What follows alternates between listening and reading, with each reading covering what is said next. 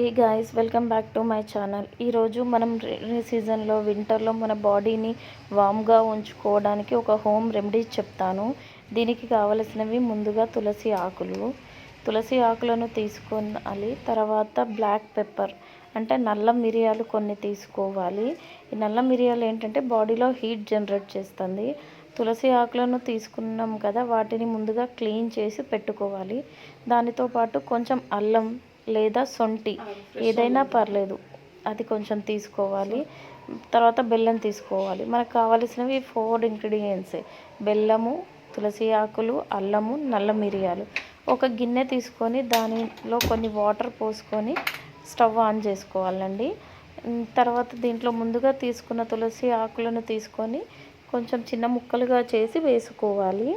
తర్వాత మనం ముందుగా తీసుకున్నటువంటి అల్లాన్ని తీసుకొని అల్లం కొంచెం కచ్చా పక్కగా దంచుకోవాలి. ఇలా దంచుకోవడం వల్ల ఏంటి అంటే తొందరగా దీనిలోని రసం బయటికి వస్తుంది. అందుకే కొంచెం దంచుకోవాలి. కచ్చా పక్కగా దంచుకొని దానిలో వేసుకోవాలి.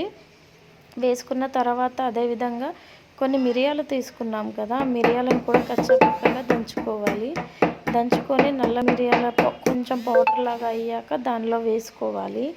ఇవన్నీ బాగా బాయిల్ అవుతూ ఉంటుంటే కొంచెం బెల్లం యాడ్ చేయాలి. బెల్లం ఎందుకంటే టేస్ట్ గురించి అండి.